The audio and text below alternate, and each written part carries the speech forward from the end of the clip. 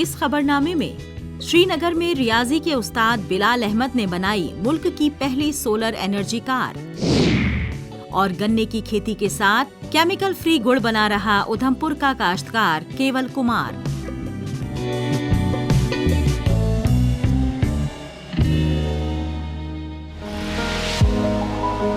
गाड़ी petrol diesel पर तो चलती ही है। क्या आपने सुना है कि गाड़ी सूरज की किरणों से चलती है? और ऐसा ही कुछ खूबसूरत वाकया पेश आया वादी कश्मीर में। जम्मू कश्मीर के श्रीनगर शहर में रियाजी के उस्ताद बिलाल अहमद ने एक बड़ा कारनामा अंजाम दिया है। बिलाल अहमद ने कुछ वक्त कब्ल कश्मीर की पहली शमसी तवानाई से चलने वाली कार को लॉन्च किया। कार का नाम रे है और इसे जून तक सड़कों पर उतारने का मंसूबा है। आपको पता ही है जो पेट्रोल डीजल या बाकी इलेक्ट्रिसिटी वो बहुत ही अब कॉस्टली हो रही है, इसका price day by day increase हो रहा है। तो मैंने सोचा फ्री एनर्जी पर क्यों नहीं काम करे। तो आपको ऑलरेडी पता है हाइब्रिड कार्स बहुत आ रहे हैं। हाइब्रिड क्यों आ रहा है? क्योंकि हाइब्रिड में आपका ऑप्शंस होते हैं, एक तो पेट्रोल है और दूसरा इलेक्ट्रिक है, यानी कि ताकि हमारा जो बजट है इसमें हमें कुछ कमी हो जाए। तो इसलिए सोलर जो है ये एक फ्री एनर्जी है, ऊपर वाले ने दिया है। क्योंकि जब तक क़यामत है तब तक तो चांद रहेगा, तो ये सूरज रहेगा, तो ये चार्ज ऑटोमेटिकली हो जाएगा।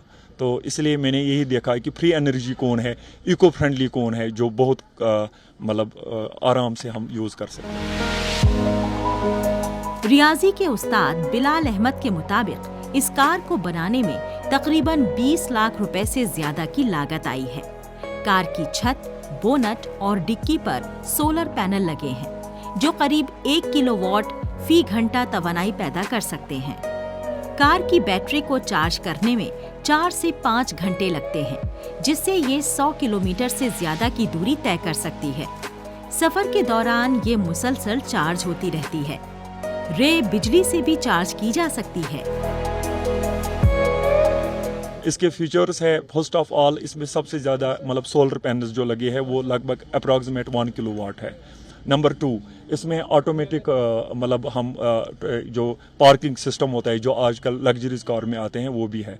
इसमें म्यूज़िक एक सिस्टम है जो पीछे लाइट्स इसके ज़रिए आती हैं। अगर समटाइम्स हम कहीं जा रहे हैं गुलमर्ग पहलगाम, तो वहाँ पर एंजॉय करने के लिए तो कुछ म्यूज़िक इसमें ऐसा आएंगे, तो ऑटोमेटिक पूरा जो ये सोलर पैनल्स है वो खुल जाएंगे 1 किलोमीटर के रेंज में। और इसमें और बहुत सारे इसमें ये है, जैसे आगे जो 2025 जून में वो जो गाड़ी आएगी रोड पर, इसमें 360 डिग्री का व्हील्स होंगे, तो वो अभी जून में वो आएगा। और इसके साथ मेरे पास इसका SCSS सिस्टम है, वो मैं SCSS सिस्टम बाहर दिखाऊंगा, ये वहाँ पर लगा हुआ है। और इसके साथ आपको एक सोलर बैग होगा जो मोबाइल लैपटॉप को चार्ज करेगा। ये अनोखी कार एक नए डिजाइन और बेहतरीन मुजाहरे के साथ तैयार की गई है। बिलाल अहमद का कहना है कि उनकी ये सोलर कार न सिर्फ आलूदगी से आजाद है, बल्कि ये तवानाई की बचत भी करती है।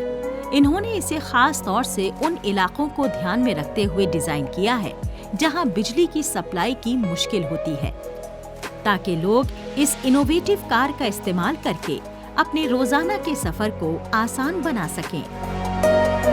जो पहले इनोवेटर्स होते थे ना, वो अनपढ़ ज़्यादा होते थे। आजकल वो ज़माना ख़त्म हो गया है, क्योंकि AI का ज़माना है, तो इनको साइंस पता होना चाहिए।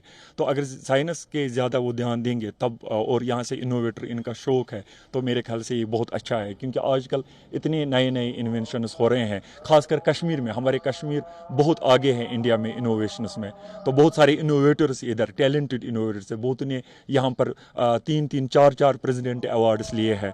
तो इसमें क्या है, इसमें हार्ड वर्क बहुत ज़रूरत है, पंक्चुअलिटी ज़रूरत है, डेडिकेशन ज़रूरत है। तो मेरे ख्याल से अगर ये वो करेंगे तो कोई चीज़ इम्पॉसिबल नहीं है, everything is possible.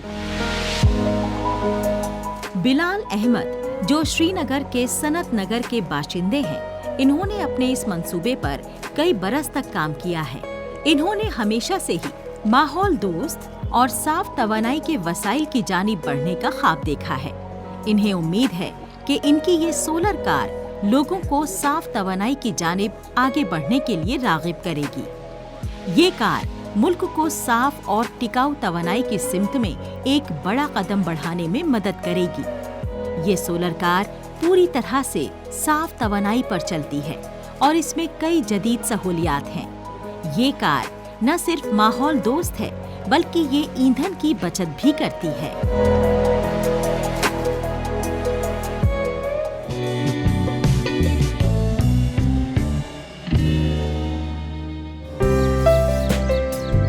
Jammu Kashmir में खेती किसानी और बागबानी लोगों के लिए रोजगार का बड़ा जरिया है।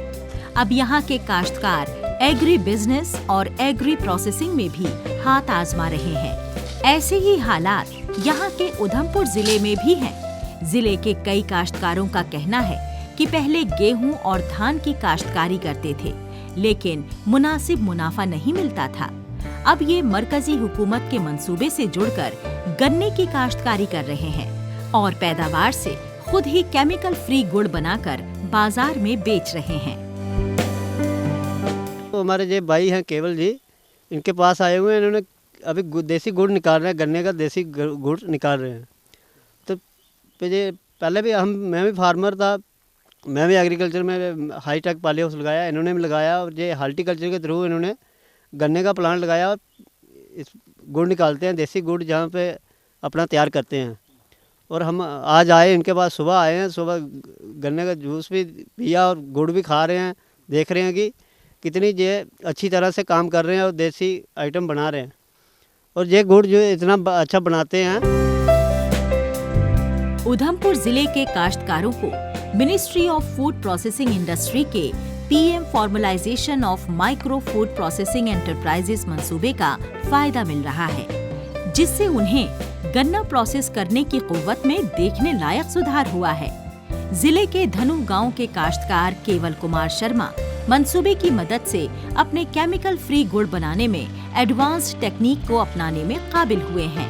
कुमार अब गन्ने का रस निकालने के लिए रिवायती बैल से चलने वाले सिस्टम की जगह ट्रैक्टर का इस्तेमाल कर रहे हैं।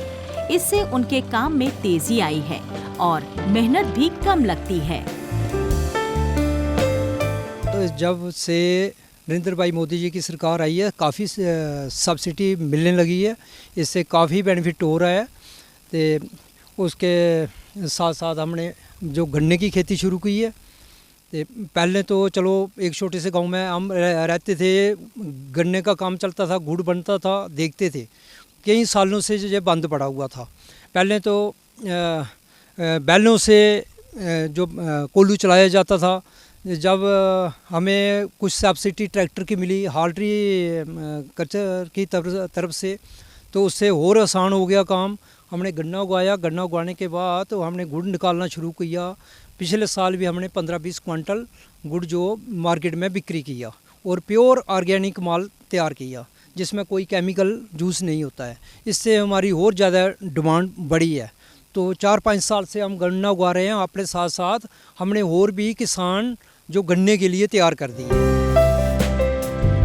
काश्तकारों को सरकारी सब्सिडी का भी फायदा मिला है और उनका कहना है कि बाजार में उनके बनाए गुड़ की मांग भी बढ़ रही है। काश्तकार केवल कुमार पहले गेहूं या धान की काश्तकारी करते थे। अब इन्हें मरकजी हुकूमत की तरफ से सब्सिडी मिलनी शुरू हो गई है और ये गन्ने की खेती कर रहे हैं।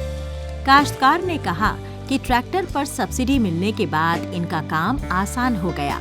इन्होंने गन्ना उगाना और गुड़ बनाना शुरू किया। गुज़िश्ता बरस इन्होंने बाजार में 15-20 क्विंटल गुड़ बेचा। टेक्निक में इस बदलाव ने इन्हें अपने नामियाती केमिकल फ्री गुड़ की बढ़ती मांग को पूरा करने में भी मदद की है। ये जो किसान मेरे भाई हैं केवल जी, ये तो काफ़ी मेहनत करते हैं और मुझे लगता है कि काफ़ी आमदनी इनकी जो बढ़ी है। और इन्हीं को देखकर हमारे संजीत जी हैं, उन्होंने भी नरेंद्र भाई मोदी जी की स्कीम्स जो 9 करोड़ की स्कीम है उसका भी बेनिफिट ले रहे हैं। वो उन्होंने डेयरी फार्म खोल रखी है और वो उसका भी बेनिफिट ले रहे हैं। तो हम भारत सरकार का तो आभार बहुत प्रकट करते हैं। उन्हीं के साथ जो परिश्रम हमारे भाइयों का है उनका धन्यवाद करते हैं कि वो अपनी खेती बाड़ी में उजागर हो रहे हैं। काश्तकार केवल कुमार केमिकल फ्री खालिस गुड़ तैयार कर रहे हैं। इन्होंने इस काम में बेशतर काश्तकारों को जोड़ा है। केवल कुमार और दीगर सभी काश्तकार अब खुद कफील बन गए हैं।